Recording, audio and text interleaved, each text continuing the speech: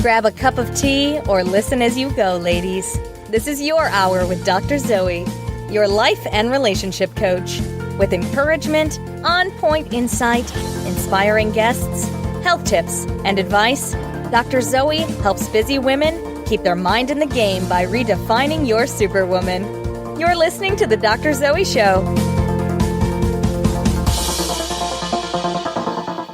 Welcome to the Redefining Your Superwoman podcast. I'm your host, Dr. Zoe. I'm a licensed psychotherapist, a life and relationship coach, and I'm a motivational speaker. And I can work with you virtually to help you get unstuck. So just to make it clear, I don't believe that there are any superwomen out there. We are all human with faults and limitations, but we also have amazing abilities that I call superpowers. And those make you unique. And my passion is to help you find it, embrace it, and share it with the world. So I don't know about you, but I love finding out what other women's superpowers are. I'm like, wow, you can do that? And sometimes the thing is, we don't think that our talents are unique because they come super easy to us. But the reality is we have them for a reason. So you have to honor that.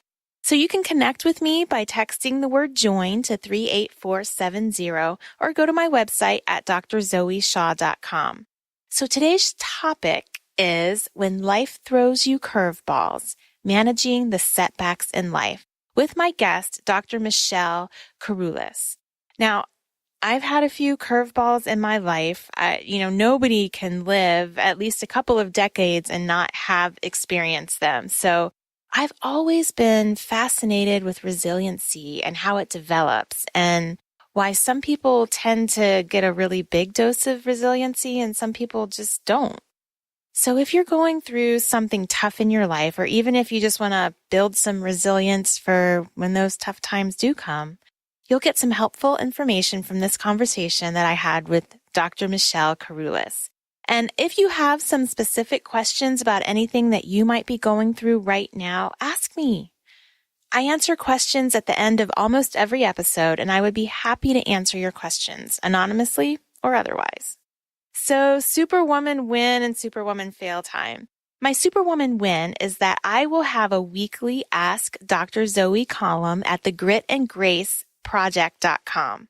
It's an online magazine, a women's magazine, for strong women and those who want to be. So that goes along very well with my Superwoman theme. And I'm excited. I'm excited to be expanding and helping more women, and we'll be launching it soon. So more info to come on that. Yay. So my Superwoman fail. It's funny because I'm a little tired of sharing my screw ups from the week. I feel like, geez, I just tell them all the ways that I mess up every single week. But yeah, because that's reality. And I could give you guys, you ladies, a win every single week and gloss over my fails. But the truth is, we have both. In life, we have both. And no matter how amazing you are, you're going to have both. And you can't have roses without those thorns, at least not naturally anyway. I'm sure there's some genetically modified roses out there without thorns. And we do a rose and thorn in my family at night at the dinner table, with the exception of Wednesdays, because to keep it real, we don't eat as a family on Wednesdays. At least they eat without me, actually, because I work on Wednesdays.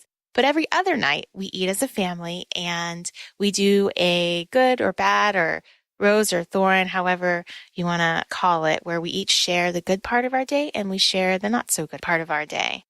I do that with you guys as well, because when you share your highs and you share your lows, that's how you create connection with humans. And so I do that, hoping to connect with you women, hoping that you guys have a me too and recognize that we are all in this together. We have our good days, we have our bad days, we got to honor those good days, and we got to ride through the bad ones. So my fail right now, seriously, my fail is that a sink full of dirty dishes can take me down faster than anything. And I feel like it's hit or miss in my house. I'm so frustrated by the dish situation. That's hard to say.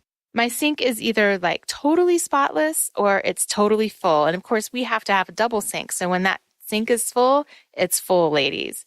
And it seems like once somebody puts a spoon in the sink, it's like it's all over. It's like, oh, now we're going to find all the dishes all over and just throw them in there.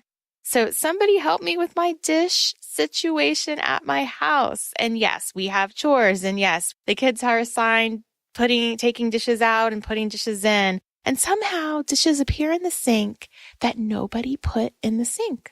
I ask, who put this dish in the sink? Nobody did. Nobody does a lot of stuff at my house. I don't know if nobody does a lot of stuff at your house, but nobody does a lot of stuff at my house. So anyway, we do have a system, but we clearly have to fix it because that's my fail. I am frustrated. Anyway, on to more important things than the dishes at my house. Today's topic is when life throws you curveballs, managing those setbacks in life. Listen in. Dr. Michele, thank you so much for coming on the podcast today. I'm so excited to talk about life throwing us curveballs. Thank you so much for inviting me to talk. It's a really fascinating topic, and I think that it's helpful when people learn how to manage these curveballs or roadblocks or bumps in the road that come to us unexpectedly sometimes. Oh my gosh, yes, because everybody has them. I don't think anybody lives, without getting away from that. So that's for sure. You are a professor of counseling and sports psychology. You're an author. You're a private practice clinical therapist. You've been an athlete, a fitness professional, and a member of the U.S. Olympic Committee Sports Psychology Registry. What a resume. Thank you. Yeah, I love the sports stuff because most of my listeners know I have a history with athletics and I compete on the USA Masters team in track. And so I just love talking to people who speak athletics. Oh, it's such a wonderful world. I used to be a group fitness instructor for years and years and years, all throughout college as well. And so when I transitioned into a new field, I found a degree in sport and exercise psychology. So it really blended my two passions of understanding physical fitness and understanding the way our minds work. So it was a perfect fit for me. Yeah. And just like that saying, everything you need to learn, you learned in kindergarten. I feel like everything I needed to learn about life, I learned through athletics. And so much of how I apply things to my life, especially when it comes to challenges and setbacks, I think of them in terms of athletics. Like when I was having my baby going through labor, it's like, okay, it's a marathon, Yeah, And right. seriously, everything I kind of apply to that because there's so much that you can learn, so much that you do learn through athletics. But, not everybody's an athlete, so we will maybe be talking a little bit that language. But the reality is that everybody has setbacks in life, and often they happen when we least expect it. And so that's what I really want to focus on talking about today. Yeah, and I think that people try to do a good job of preparing, but sometimes life just happens. And I really believe if we set a strong foundation for success, when these things happen, and I don't say if, I say when, because again, life happens. Mm-hmm. When we have that solid foundation and we're just rocked off that foundation, we know how to rebuild and we know what our strengths are, and we can utilize those strengths and the elements that we use or the dimensions we use to build that strong foundation to help get us back to a place of wellness or balance or whatever it is that we might need additionally in that time. Absolutely. Absolutely. So before we get started, I have to ask you about your Superwoman win and your Superwoman fail. So we're going to hear about some of your challenges today. So can you share some of those with us, or just share one Superwoman win, one Superwoman fail? Absolutely. My Superwoman win for this week is I am training for a half marathon and marathon, both in Chicago. Wow. And I bumped up my endurance when I thought that it was on that verge of thinking, all right, can I push myself a little bit more? Should I hold back? And I'll talk about this later, but we have to find that sweet spot of knowing that we can push without hurting ourselves. So I'm coming off of a few injuries, and I was able to increase my endurance and my distance just a bit, which made me extremely happy. So that was my win. Awesome. Congratulations. And that is a hard one, both in life and athletics, riding that line. And like you said, we'll talk about it later, but you really do have to ride that line between pushing yourself and giving yourself grace and knowing when you need to back off. So let's hear about your win. So that was my win. I'm sorry, your fail. So I try not to use the word fail on a regular basis and reframe it a little bit into something that maybe didn't turn out exactly the way that I wanted it to. So in modeling how to create work-life balance, I'm using examples from professional and personal life. So I blend my athletics with some of my professionalism. And then looking at what I like to do to unwind is really based in creative outlets. So I decided to take guitar lessons. And I'm a few months into my lessons. And I would say my fail or my not exactly going in the way that I want it to would be my practice for this week, because I get very focused on the nuances of what I need to do in practice.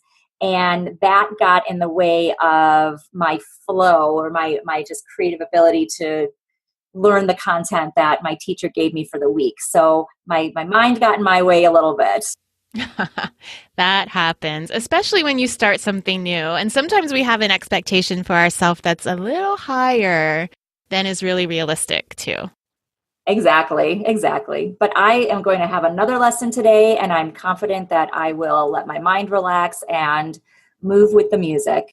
Awesome. And kudos to you for starting this. You even just wanting to learn and being willing to pick this up. So awesome. Thank you. You're welcome. So what would you say are the biggest challenges that you sometimes help your clients with, or that you have experienced that you've overcome?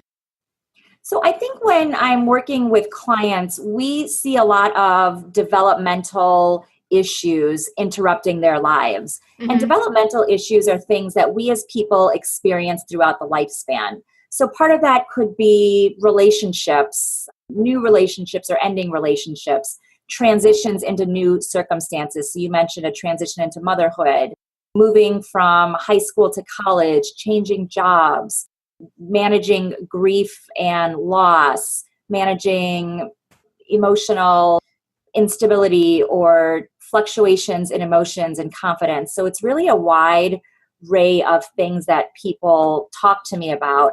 And I think the important thing to note is that we try to see things in a way where we understand that there might not be changes that can be made to the past, but we can find solutions for the future. Exactly. Yes. I'm so glad you said that, because I think one of the biggest thing when those crazy curveballs hit us in life is that a lot of times we're like, why me? Why would this happen? And you're going, or why would they do this? And that's always going to the past when you look at why. And it's two things. You go to the past, but then you're just feeling sorry for yourself. You're in pity party mode. And so if instead you can get rid of the why questions and ask yourself what, right? Like, what do I need to get through this? What's the solution? What can I learn from this?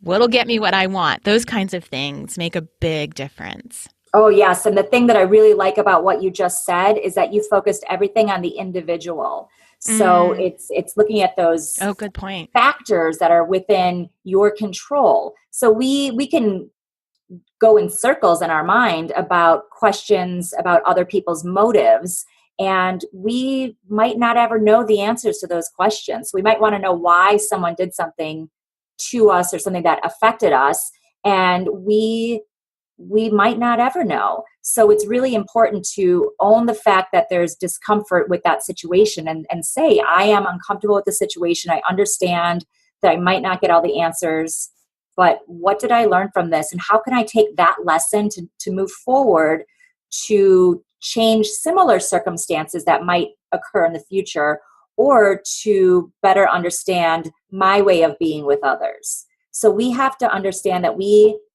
can control the controllables, and we have to let go of factors that are out of our control. That doesn't mean ignore those factors. And a lot of these curveballs are out of our control, but what we can control is how we react to the curveballs and how we set our mindsets to navigate some of the situations resulting from curveballs. Yeah, I'm so glad you said that because I deal with a lot of my clients with this whole aspect of I need closure. And if I can't understand what happened or if I can't go back to that person and fix it, can I have closure without that aspect? And so what would you say? I mean, do you need to be able to wrap it up with a, pretty bow and really understand why something happened in order to have closure? Oh, that is such a great question. And I'll say from a clinical perspective, you and I are both clinicians, Mm-hmm. where I think understanding somebody's past is really important to understand their present behaviors and maybe their future motivations. And that's a whole other conversation. But I do think that closure helps people move forward from situations that are bothering them. So, for example, we can talk, I do a lot of media interviews about relationships and how to have healthy relationships, how to avoid or identify toxic relationships. So if somebody is exiting a relationship or the relationship ended, they don't understand why, the closure piece is their acceptance and making peace with the fact that they are without this relationship that they had in the past, and they can identify it as a good thing, a bad thing, neutral. But once a person understands what closure means to them, because it's different for all of us, then they have the freedom. It's almost like taking a weight off of your chest to enter new relationships. And this could be friendships, romantic relationships, family relationships, but they have the freedom to enter new relationships without carrying the weight of previous relationships.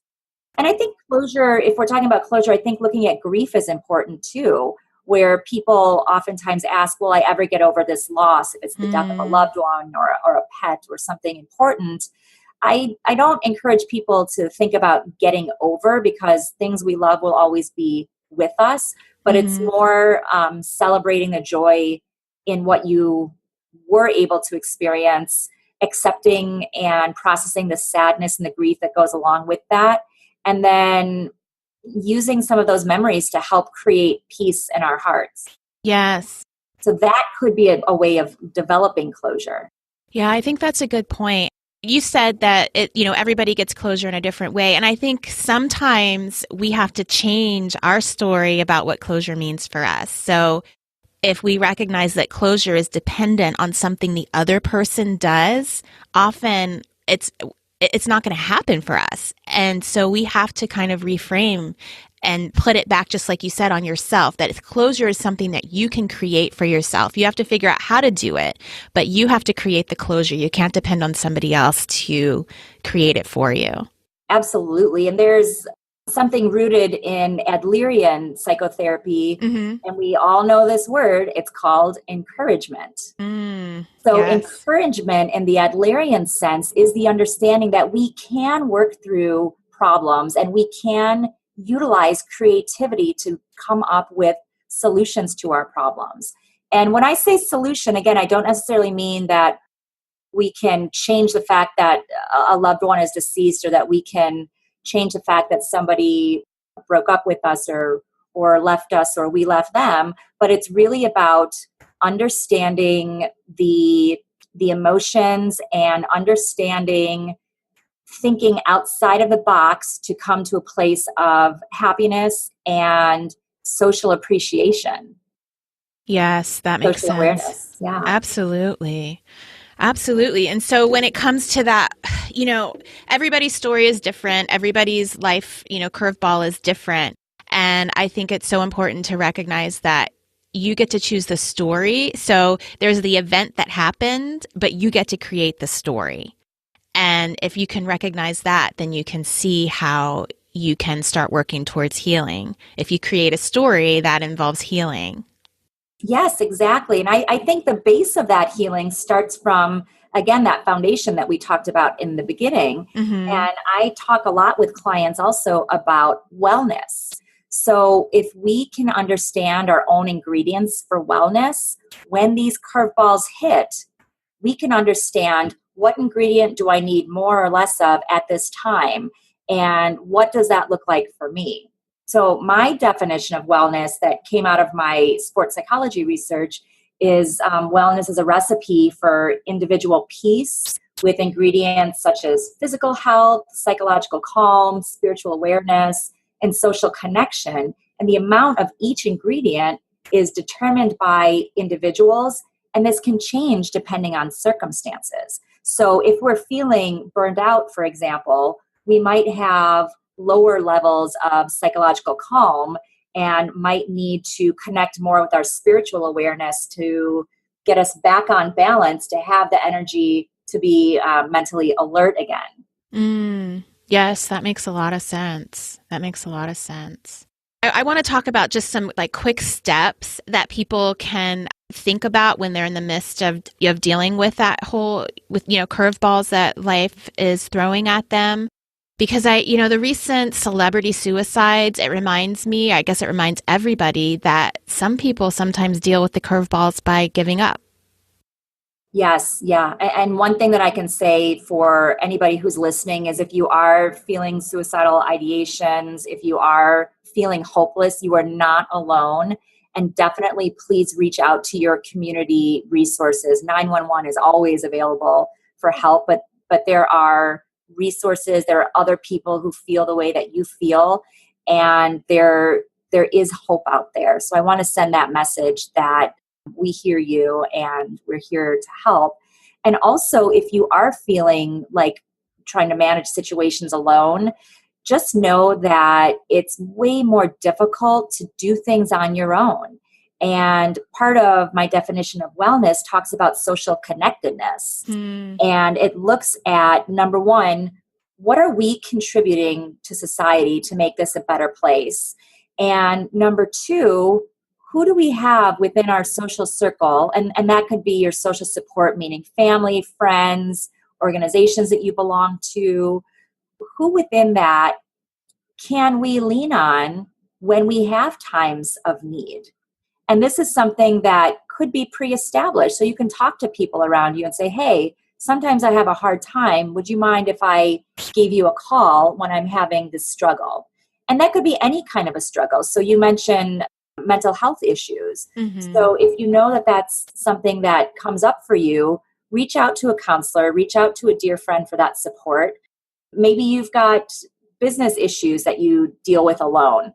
Reach out to somebody else who's a friend of yours who might be in a similar business or even a different business to say, hey, I'm struggling with this component of my business. What do you think? But I believe that so many people think that they are the only ones experiencing something uncomfortable. Whereas, I talk to people on a regular basis in my office who say something like that to me. And the first thing I say is, listen, you are not alone. Try to normalize is a word that we use. And that just means to help people understand that what they're experiencing is expected based on circumstances they might have come across. Absolutely. And that is exactly why I do my Superwoman win and my Superwoman fail, to use that word, to normalize, to help everybody recognize that we all have those ups and downs every single day, every single week. And we just have to roll with the punches when the negative part, things happen, and give ourselves grace, because we can't all be perfect. Nobody. And then also honor the times that we hit it out of the ballpark. Yes, celebrate it. Yes, we have to. So, yeah, the reality is that some people are, dealing with these curveballs right now, and that's probably why they're listening to this episode. So what would you say are the main things that someone can focus on when they're feeling maybe like the world is caving in, or they just got hit with a big one? Yeah, that's a great question. The first thing I say is try to notice a difference between what your ideal state is. So your ideal state of feeling well or you at your best. What does that ideal look like? And think about how you are feeling in the current moment if you are currently experiencing one of those curveballs. And think about just how different those two situations might look. And pick one thing that you can do today to move yourself closer to the ideal feeling of wellness and balance. And for some people, that's getting out of bed in the morning. Yeah. So if we're talking about suicidal ideality and people who experience depression or severe anxiety, physically moving and getting out of bed is a massive struggle. for many different reasons. So just getting out of the bed might be one thing to get you closer to your ideal. If you are in a business situation and a deal is not going the way that you want it to, or you're just having a bad day, just take a moment and think about, okay, what's the difference between what's going on today and what happens during an ideal day? And what do I have control over to take one step towards making this bad day a little bit better? Yes, I love that. And especially the control aspect, because a lot of times we waste time trying to control things we can't even control. Right. We don't realize it, or we're worrying about things that we can't possibly control. And so we do have to take it right back to that locus of what can I control? And what's that just one next step I can do to make myself feel better? And I always, when I'm feeling, down, or when something hits me, I always kind of go back to this idea of, okay, life is always changing. So no matter how I feel in this moment, it's not going to stay, because when we're feeling really bad, it feels like it's always going to be this way. I'm never going to feel better. And that's, one of those little tricks that our brain plays on us. But if you can try to interject a little bit of logic and recognize that it's not possible for me to always feel this way. Right. Or for whatever the situation is to continue, because life doesn't stay the same. And if you can focus on that, you can just remember, okay, you know what, this feels really sucky, but next week, tomorrow, 10 minutes from now, who knows? I'm going to feel a lot better if I just continue to put one foot in front of the other. Right. And it's easier said than done. So absolutely. Definitely, just like we were talking about athletics earlier, it takes practice and it takes effort and preparation in order to put yourself in a place to, have that curveball, have that setback, and be able to move through it. Mm-hmm. And what I ask people to do, so with that first question about where are you right now and what is your ideal and what's one thing that you can do to get there. So in addition to that, I do things in threes on a regular basis. So I ask people, what are your top 3 goals related to balance and wellness? Mm-hmm. What are 3 things that you will do to achieve your goals? And most importantly, what are 3 challenges or barriers to reaching those goals? Mm-hmm. So I think in addition to identifying the steps that we can take to maintain balance so that when we have these curveballs, we know how to react, we have to try to think about, okay, what might be a curveball? What might be a challenge in my life? And what can I do to prepare for that? So you figure out kind of what the goals are, and then what's the challenge, and then based on the challenge, what I can do to get around that challenge or to tackle it?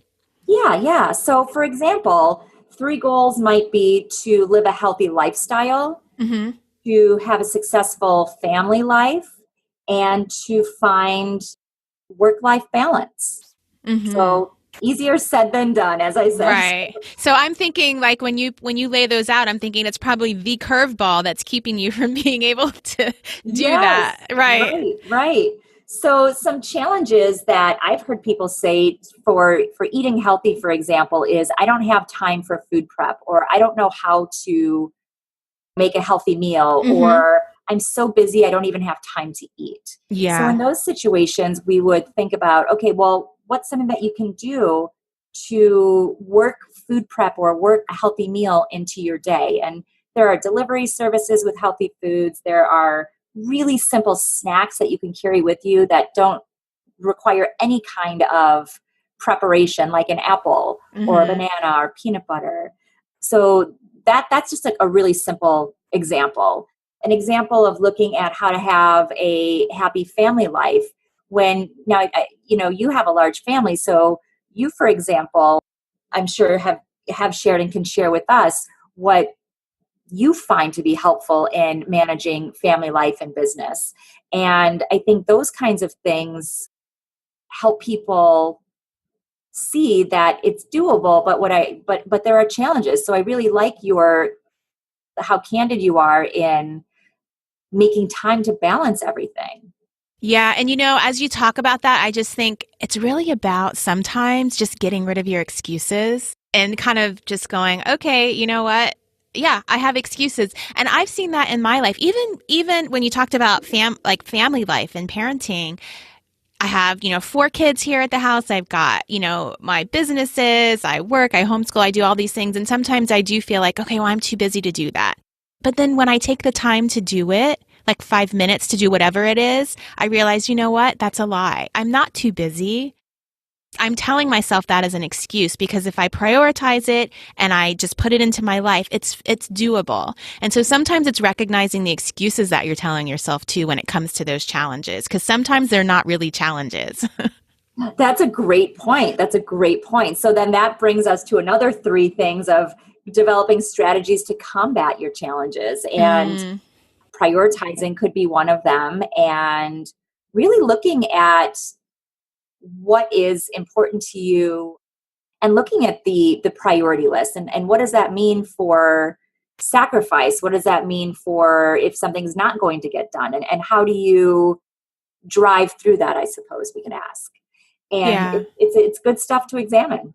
Yeah, absolutely. And I think that when something major happens in your life and when you feel like life is throwing you a big curveball, that you actually have to reevaluate because some things you're juggling a lot of balls and some things are going to have to be put down for the moment. And so just like I talk to women about always, looking at your to-do list, always looking at your priorities and where you are in the season. Well, guess what? When a curveball happens, you've entered into another season. And so you need to look at that and say, okay, based on what's going on in my life right now, what is important that I want to make sure I don't let go? And what are the things that I can let go for this time period and pick them back up later? Yes, exactly. And sometimes when these completely unpredictable things happen that Mm-hmm. we're not expecting, all of the balls we're juggling will drop. Yeah. And I think it's important for people to hear that that is okay. Yes. If Yes. you are struck with a tragedy or if you are struck with a major issue that was completely unexpected, it is common for people just to kind of almost have a disorientation of what the heck just happened. And allowing yourself that time just to be frazzled is part of feeling whatever's going on inside of you and understanding whatever the situation is. So I think that part of it is really important too. And then pick up your pieces one at a time, pick up your pieces ball by ball so that you don't get overwhelmed with feeling like you have to grab everything with 2 hands and start right back where you were. It's important to ease yourself out of crisis situations or difficult situations, but again, with that plan of, okay, where will I start and what's priority for me and who can help me right now? I love that because as I'm thinking of curveballs that have happened in my life, like one of the big ones was when I had my daughter, my 3rd child, and she was in the NICU. She had, was born with genetic disorder and everything fell apart in my life. I mean, literally, I lived in the hospital for weeks and my mom, flew in and she was taking care of my kids. And it was just one of those times when every single ball got dropped. And it goes back to reframing too, because if you can, and in some ways, it was one of those life-changing events where there's an aspect, number one, you're like in trauma, acute stress disorder mode. And then on the other hand, it's like you feel disconnected with the world, but then there's this freeing kind of component where it's like, wow, I just like disconnected from the entire world and everything is kind of still going on around me. It puts into perspective what's really important in your life because sometimes we think, oh, I have to do this and I have to do this and I have to do that. And then when it all drops, you realize, you know what? It doesn't necessarily have to get done. And then, like you said, as you start to pick back up the pieces, you can pick up the ones that are really important to you. Right, exactly. And I think it's important to note what happens to the body when Mm. we are under significant stress and when we're under constant stress. So it Mm-hmm. completely throws off your body. And so when people Does. feel tired when they're under stress, that's a fatigue response. So it's so important to get your sleep when you have that available. And your sleep is so restorative and it helps just reset your body. And that's something else that people don't always prioritize is getting enough hours of sleep, especially if you have multiple roles in life. So I think that's important. Understanding that when you are under stress, your heart is affected, your respiration or your breathing is affected, your muscles are tight, you could have belly aches, all these different headaches, all these different physiological symptoms. So for some people, I talk to them about, okay, how do you know that you're about to enter a time of stress, or that you're getting stressed or burned out? And people identify some of these physiological symptoms and say, okay, when I'm getting more headaches during a week, I know that I need to take a step back and take care of myself so that I can reset before I become off balanced. Yes, that's a very good point. And especially the sleep one. Oh, that's so much easier said than done, I know, because when you are in a difficult situation, your mind is sometimes going on overdrive, or during the day, you're just trying to manage. And then at night, when you're trying to get sleep, your brain's like, oh, thank you. Now I can think about what's actually going on because you were distracting me all day long. And so it's hard sometimes to get yourself into that sleep cycle. One of the things that I recommend is having something by your bed, like a journal or something. And of course, we all know cutting off electronics, but kind of brain dumping if you can. Give yourself 10 minutes before you actually put your head on the pillow when there's a lot going on, and try to dump a lot of the stuff onto the paper. And you can remind yourself that it's there. You'll pick it up in the morning. But for right now, you've got to self-care and get some sleep. And sometimes telling yourself that over and over again can help a little bit. Yes, I think that's a wonderful recommendation. And also, I think that's something that takes practice too. Without a doubt. Yes, to give yourself permission to let your brain just chill for a while. Yeah. And also recognize that spending a little bit of time during the day to let your brain think helps so much, because then it's not going to do that whole let me think now when you're trying to sleep. Exactly. Yeah. Oh, great tips. Thank you. Thank you so much, Dr. Michele. So do you have any last tips for someone who's going through life curveballs? I think my last tips for that include giving yourself permission to feel emotions. Emotions are not good or bad. Emotions just are. And it's the way we respond to the emotions that could lead to behaviors that might not be so helpful. So feel your emotions. I would say the next thing would be to talk to someone, talk to a friend, talk to somebody who might be able to understand similar circumstances. And then also do one thing, like we talked about earlier, one thing that you can do to improve your day. And one thing that a book I recommend to a lot of people is Viktor Frankl's Man's Search for Meaning, and looks at really, really heavy circumstances that he experienced in the Holocaust and what he did mentally to control his own mind and his own spirit during a very difficult time. So it's a very motivational book in terms of how powerful our minds can be when we are in circumstances that are 1000% out of our control. So I recommend reading something motivational and taking that step just to make a better day for yourself. Thank you. I will definitely check out that book. And as you're talking about that, I think people who go through the worst kind of life circumstances and manage to be resilient as a result, it's all about the mind game. It really is. It's all mental. It's not about what happened. Because like you said, the most horrific things can happen to people and they can come out on top. And then sometimes little traumas can happen to somebody and they can fall apart. And it's really about what you say to yourself. It's about you having mental health, meaning taking control of your thoughts and your beliefs and your stories. So I think that probably is the biggest tip, if you can recognize that you do have that control. And it's really all about how you choose to process it. I love that. Thank you. Yes, definitely. I have a passion for demystifying mental health and positive mindset. So I think practicing is something that can help people. Oh, well, thank you so much. I know these tips will be helpful for anybody going through a hard time. Can you tell people how to get a hold of you and what kind of services you might be offering that they could take you up on? Oh, sure. You can find me on social media at Dr. Michele Kerulis. It's Michele with one L and Kerulis. And my website is drmichelekerulis.com. And I offer one-on-one meetings online with people. If you're in the Illinois area, I'm in Chicago, so I do sessions in person for counseling. But I also provide services and consultation for people who are looking to gain that mental edge. I help people get in the zone on demand and really learn how to create that positive mindset in a consultation model. And it's my passion helping people. Oh, awesome. So we will put the link in the show notes if any of you guys want to contact Dr. Michele. And thank you so much for joining us today. Thank you so much. It was wonderful talking with you. If you're going through a tough time right now, I hope you got encouragement from that conversation with Dr. Michele Kerulis. And my takeaways from the conversation was that if you are going through a tough time, don't try to understand it. Just work on a solution.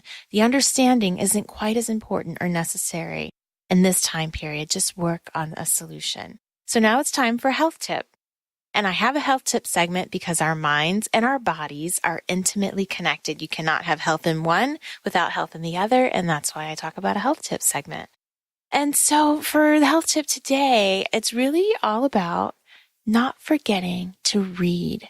Sometimes when we're busy women, busy mamas, we'll read to our kids. We'll, make sure they're reading, but we don't take the time always to sit down and make sure that we are reading on a daily basis, that we're nurturing and we're feeding our brains because we need to. And that mommy brain, I think it's part biology and hormones and busyness, but I think sometimes it can also be a little bit of mental atrophy because we are not stretching ourselves in that way. So don't forget, read. Try to read at least 30 minutes a day. And a helpful tip is that you can download, who knew this? You can download ebooks from your local library at a place called hoopladigital.com. So Hoopla, it'll be in the notes, hoopladigital.com. You can use your library card for free and you can download ebooks there, which is super cool. So no excuses. We can get free ebooks out there. You need to just be reading, ladies. So thank you for listening to the Dr. Zoe Show. And I have new shows that go up on Tuesdays, every Tuesday in the morning. So please subscribe so you don't miss a show. If you're interested in coaching or therapy, or you just want to get a little more help, go to my website at drzoeshaw.com or any of my medias at the handle Dr. Zoe Shaw. And you can join my free newsletter by texting the word join to 38470. And I look forward to speaking with you wonderful ladies on social media throughout the week. Take care. You've been listening to The Dr. Zoe Show, redefining your superwoman, with your host, Dr. Zoe Shaw. Don't forget to sign up for her monthly newsletters to get encouragement, tips, and skills for keeping your mind in the superwoman game. Connect with her now at www.drzoeshaw.com. Tell your friends and subscribe to her podcast on iTunes. Join us next time for another edition of The Dr. Zoe Show.